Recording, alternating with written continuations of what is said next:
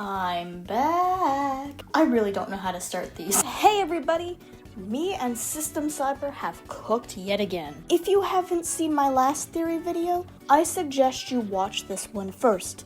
It is going to be very important. Well, kind of. Anyways, to recap, I talked about how every single coworker in that office has been a Stanley, and how 432 was seemingly the first Stanley. And how do we know this? Well, you're in for a treat. You see, back when I was looking through 432's papers, I had noticed the days. And being the little curious creature that I am, wanted to see how long those days actually were. In a year, there are 365 days. So if we add that up with this number, we get 8 years, 9 months, 3 weeks, and 2 days.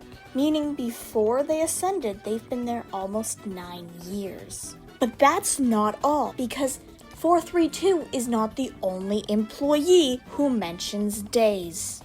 Okay, this is day number 295.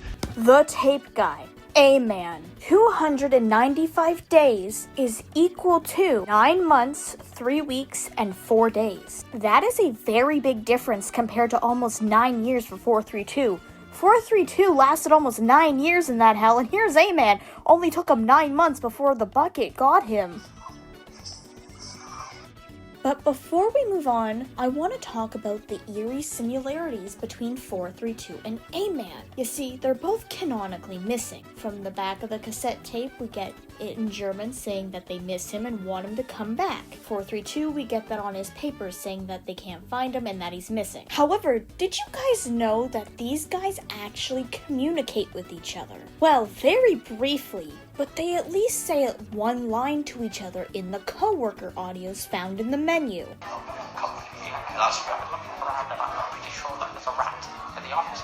It's like there's a tiny little tub of garlic sauce. The old catfish. Yeah, I get. From those lines, it seems like A-Man doesn't really like 432 that much, which is very interesting considering we find his player model with the Elden Ring Easter egg in the tape ending. But what's also interesting is how 432 seemingly is not liked by his coworkers, but A-Man is. Another instance of polar opposites. I could sit here for hours talking about how similar and how different the two of them are. However, the reason I brought it up was especially because of how they talked to each other and why he was in the tape room. You see, what's funny is, when you get settings persons, please select the time, you have the option to not interact with it. And by doing so, they have very different dialogue than the usual one. And he looks and sounds absolutely upset. Why do I bring this up? Because I think A-Man went down this specific route. Listen, the stepping stools are already there.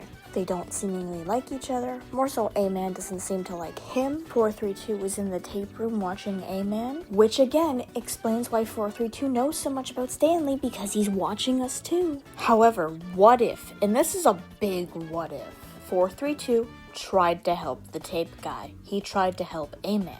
Think about it. In the audios that I shared, 432 had no ill will against the tape guy. He just wanted to talk. However, tape guy was kind of brushing him off like, yeah, whatever, okay, and then he continues talking about what he wants to talk about. Which would give the perfect opportunity, if he was in Stanley's shoes originally, like the other employees, to have gone through testings and potentially met 432 as settings person. He probably chose the route to not interact with it. He did not want 432's help and instead turned to another source, which ended up screwing him over in the end. Which is why he does not reveal himself to Stanley. The only confirmation we ever get that they're 432 is that he says, "I must keep the wheel turning," something he said before he disappeared. It could also be why he heavily states, "You see, I'm on your side. We're in this together." He does not want to fail Stanley like how he failed A-Man. The evidence is very clear, especially considering 432 is one of the rare ones who does not mention the bucket at all. But let's jump to Stanley. because we actually know how long he's been there too. And this is where System Cyber comes in again, because unlike the other two, Stanley didn't have numbers. I was completely stumped on where to even look. That was until System Cyber reminded me of the two achievements, Go Outside and Super Go Outside. You know, the achievements where you go outside and don't play the game for 5 years, and then Super Go Outside, same thing, but 10 years. When System said that, I rushed to do some calculations, and I ended up getting 15 years and 3 days. Now, I already know what a lot of you were thinking, but Bucket Demon, if he's been there for 15 days and 432's only been there for 8, how was he the first Stanley? I got you covered. You see, when 432 disappeared, they stopped counting his days. It's the same with A-Man.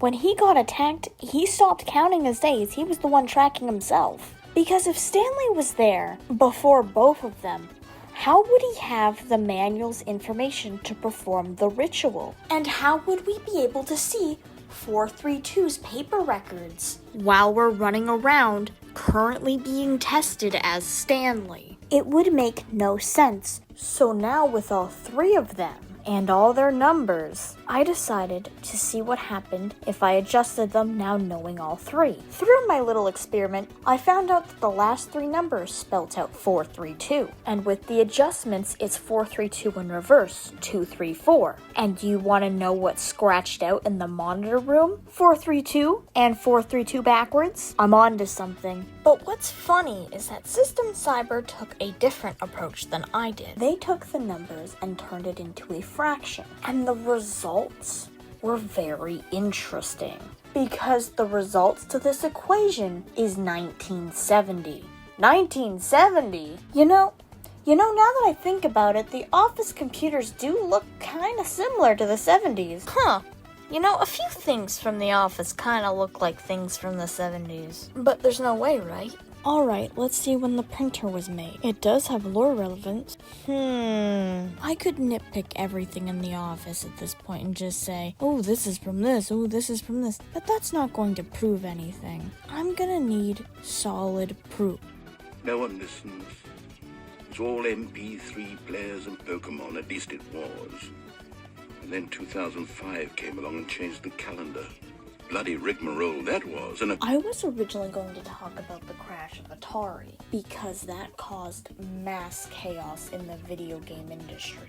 Especially because in the Getting Started book, we see an Atari controller, which again is very interesting but still bizarre considering there's still a lot of links to the 70s. I don't think the office workers are from the 70s. The 70s could have been when the operation started. The reason why I say they're not from the 70s is because 432's paper says that it was issued in 2013, and when you're in the expo hall, a lot of it has Windows 2022 to current, I believe. But yeah, without further rambling on about potential timelines, that's pretty much what I have today. However, as of editing this, I discovered that A-Man is actually 234, but that's going to be in the next video, guys.